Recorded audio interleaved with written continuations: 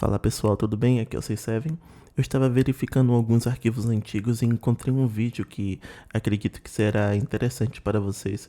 É um vídeo onde detalha o funcionamento de um código Assembly para um colega e como Assembly é uma linguagem que não se encontra muito conteúdo por aí, eu decidi liberar esse vídeo para vocês estarem conhecendo um pouco mais sobre essa linguagem que o pessoal considera difícil e obscura.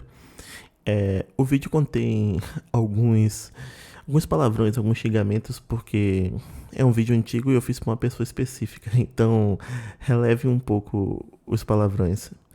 Bem, então pessoal, ocasionalmente eu sempre solto algum conteúdo de pentest, segurança, programação, CIEM. E se vocês gostam desse tipo de vídeo e curtem a área de segurança, se inscreva no canal e me siga nas redes sociais para vocês não estarem perdendo nenhum tipo de conteúdo futuro. Então, fiquem com o vídeo e espero que gostem. Deixa eu consertar essa porra aqui que tá errado. Não vai printar a calculadora duas vezes. Ó que viagem. Aqui são as variáveis, tá ligado? Aqui é a variável do título. Aqui eu coloco o valor do título e aqui eu faço um cálculo para poder saber o tamanho. E faço as mesmas coisas com as outras coisas. Aqui printa valor 1, aqui pega o tamanho dessa porra e faz tudo isso com todas as outras. Isso aqui são as variáveis que o processador vai entender que já estão iniciadas. E aqui são as variáveis que eu ainda vou escrever.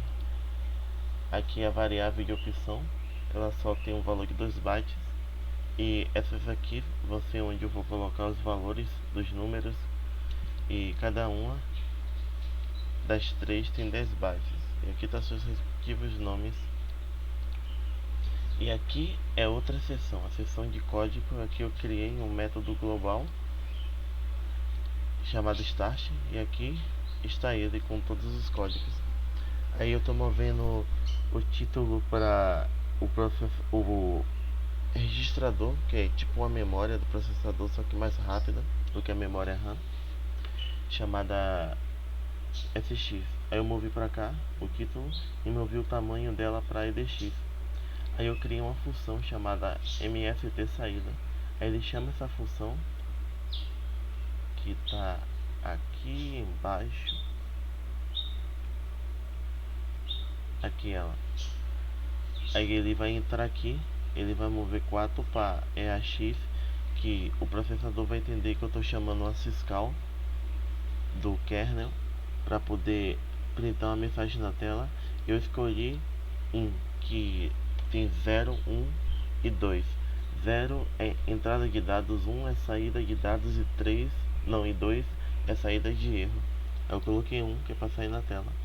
Aí depois eu dou um int 0x80. Geralmente isso aqui funciona como breakpoint, que é uma parada, uma interrupção o kernel processar essas coisas. Aí depois eu retorno isso. Aí já vai printar na tela lá, a calculadora. Aí ele vai e retorna lá pra cima. Ele retorna a partir daqui. Aí aqui faz a mesma coisa, vai printar o valor 1, que é essa porra aqui. Aí ele vai pra lá de novo, vai voltar pra cá, vai printar. E aqui que muda, né? Aqui eu tô movendo para esse x, no caso, a variável que vai ser escrita aqui, número 1. Aí eu movi pra cá e disse que o tamanho é 10, porque eu defini aqui, né, 10. Aí ele vai chamar essa função chamada ler. Ele vai lá pra ela. Aí é bem semelhante com a outra lá, só que a diferença é que aqui eu coloquei 3, que ele vai chamar fiscal de leitura. Aqui eu coloquei 0, que é o que ele vai retornar, que praticamente não vai retornar nada, dizendo que tudo deu certo. Faz a interrupção e retorna lá pra cima de novo. E pronto. Aí aqui ele vai fazer a mesma coisa, para pegar o valor 2. Vai pintar na tela, depois aqui ele vai recolher e pronto. Aí aqui eu coloquei as opções, né? A opção 1, a opção 2, a opção 3, a opção 4. Cada opção aqui, como você pode ver, é uma edição, subtração, multiplicação e divisão. E pronto, né? Ele vai mover essas paradinhas lá para printar, dependendo do que a pessoa escolher. E ele printa na tela. ele vai printar todas essas opções aqui, que a pessoa tem que ver, né? Depois de ele pegar os valores lá, por exemplo, 5 e 5, aí ele printa as opções para a pessoa escolher o que ela quer fazer. Aí aqui ele vai coletar o que a pessoa vai escrever. Primeiro ele vai printar na tela isso daqui, ó. Deseja realizar. E depois ele vai pegar o que a pessoa vai escrever, que ela vai colocar a opção 1, 2, 3 ou 4. Aí ele vai pegar aqui no OPC, que foi aquela que eu defini aqui, ó. Só tem 2 bytes. E quando a pessoa digitar, ele vai chamar aquela ler para poder ler o dado dela e pronto. Aí depois de isso acontecer, eu vou mover a OPC para AH, que é uma parte bem pequena do processador EAX, e depois eu vou subtrair isso aqui para 0. Então eu vou transformar isso em inteiro. Depois de transformar em inteiro, vai deixar de ser string, né? Aí ele vai comparar. Ele vai comparar se isso aqui é igual a 1. Caso seja igual a 1, ele vai pular para adicionar, porque aqui a gente definiu que adicionar ia ser a opção 1. Aí ele pula para adicionar. Pá, aí aqui faz a putaria, né? Ele 0 é AX, 0 é BX, para garantir que não vai ter nenhum dado que atrapalhe o cálculo. Aí ele vai pegar o endereço de memória do NUM1 e vai mover para o processador ES, que é um processador de índice. Ele trabalha com string, caractere, essas coisas. Porque aqui esse valor que o usuário digitou, que vai ser o primeiro número, ele ainda vai vir como uma string. A gente vai ter que consertar isso aqui ainda. E eu coloquei nesse caso para ser apenas um dígito. Aí você só vai poder digitar 7 ou 5, mas não vai poder digitar 10, nada com 2 dígitos. Então pronto, aí depois eu vou chamar outra função que eu criei aqui, que ela vai transformar de string para inteiro. Ela tá lá embaixo. Cadê você, minha amiguinha? Essa aqui. Aí ele vai fazer um short de ABX com ABX, que é para zerar ele, e ele vai criar aqui o início de um loop. Aí o que ele vai fazer? Ele vai mover o primeiro byte que está ali dentro daquela string para EAX, no caso vai ser uma coisa só. Aí depois de ele fazer isso, mover para cá, ele incrementa. Esse incrementar aqui seria caso tivesse outro valor lá, se fosse um número maior com 2 dígitos, mas como só tem um, isso aqui não vai servir de nada. Mas mesmo assim eu quis deixar aqui. Aí depois que o valor já vai estar aqui dentro do EAX, eu vou lá no cantinho esquerdo, que é o AL, e vou subtrair 0. O 0 é porque na programação a gente entende que toda string é terminada com byte nulo. Aí aqui eu estou removendo esse byte nulo, ele vai entender que isso aqui é um inteiro. Aí depois eu multiplico EBX com 10, que é o cálculo que está na documentação, para depois eu poder mover para o EAX. Aí depois disso ele vai multiplicar aqui, como você está vendo, o valor vai ficar salvo aqui em EBX, ele vai fazer EBX vezes 10 mais EAX. Aí se tivesse outro número, ele ia decrementar o FX, que é onde a gente colocou o tamanho daquela variável lá. Só que como não tem, ele vai vir logo pra cá, vai mover BX para EAX e vai retornar. Aí vai voltar lá pra cima de novo aqui. Aí ele ia voltar pra cá, onde ele ia pegar o segundo número para fazer o mesmo processo e transformar ele em inteiro também. Só que aqui eu fiz uma diferença, tanto que eu criei string int to 2. A diferença é que eu comentei essa linha aqui, que ele move de EBX para EAX, porque eu quero que esse outro resultado fique em EBX. Aí depois ele retorna lá pra cima.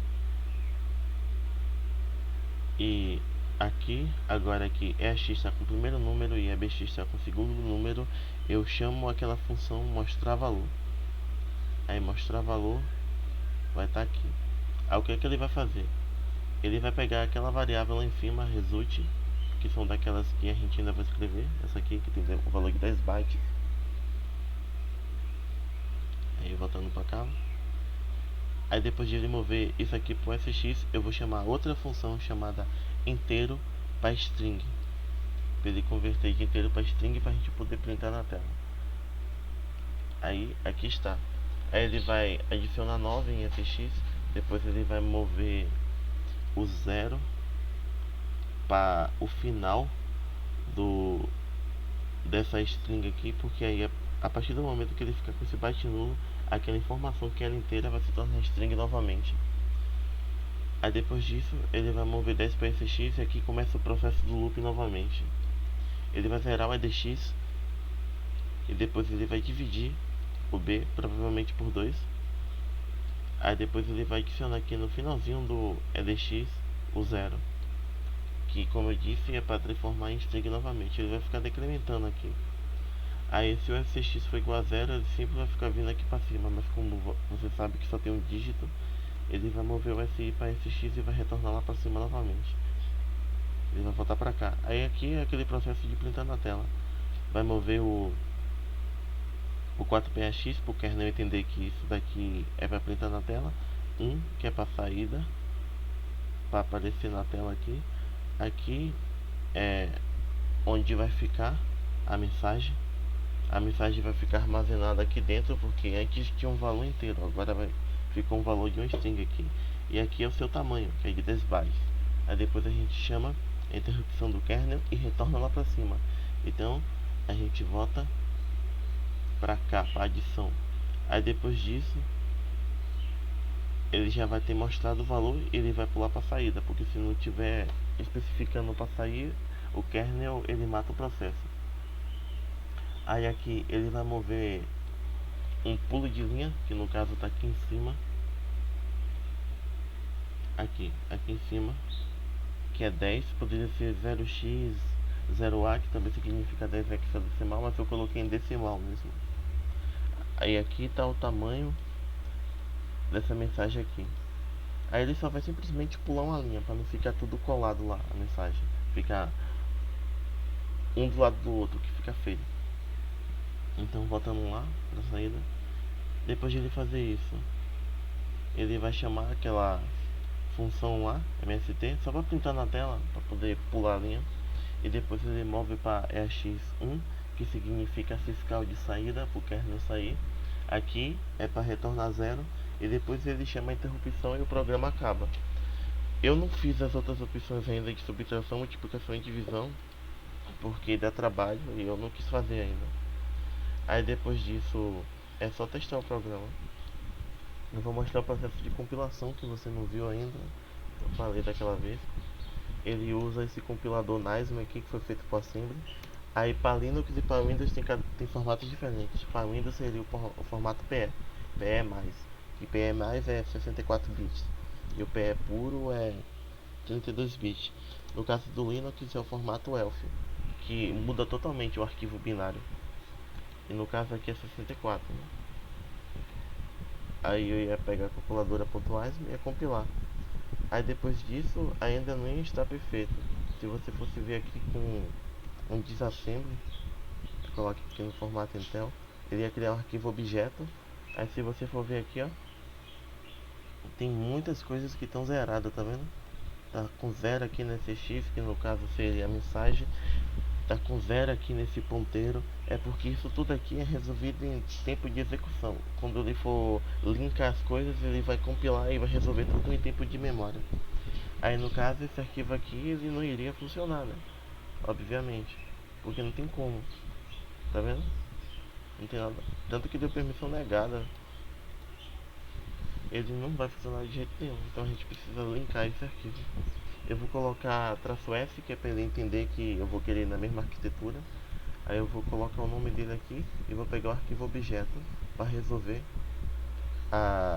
os endereços de memória. Aí depois que tudo foi... Espera aí.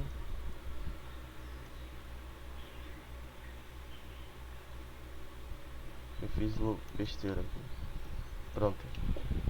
Aí depois, se você for ver com aquele mesmo comando lá, você vai ver que ele criou um arquivo binário, não tem mais extensão. Aí você vai ver que aqueles lugares onde estavam zerados, ele já resolveu. Vamos procurar aqui o fx para ver se a gente acha, porque ele deu uma bagunçadinha nos bytes aqui. Cadê? Aqui, tá vendo? No lugar do SX onde está zero, agora tem esse endereço de memória aqui, porque ele foi resolvido. E aqui tá aqueles opcodes lá que eu falei pra você naquela hora, que significa a mesma coisa disso daqui, que tá do lado direito, só que em formato opcode, que depois vai virar binário. Aí se eu for executar agora o programa, aí você vai aparecer aqui o valor 1, né, que eu defini lá, vou colocar aqui 5, coloquei o valor 2, 5, aí vai aparecer aquelas opções lá. No caso eu só coloquei a adicionar, né? Eu vou, coloco um aqui, ele vai e resolve, printa 10 aqui, e essa porra não aparece do lado por causa do quebra de linha que eu coloquei. Vou mostrar o que acontece com as outras opções, né? Colocar os mesmos valores aqui, se eu colocar outra nada vai acontecer, porque eu não defini nada lá. Eu coloquei um negócio de erro de mensagem, não sei se eu te mostrei, que se eu for escolher uma opção nada a ver, por exemplo 7, ele vai dizer que o valor da opção está inválida, que eu criei aqui em cima, aqui. E é isso, né? Sempre é um pouco complicado.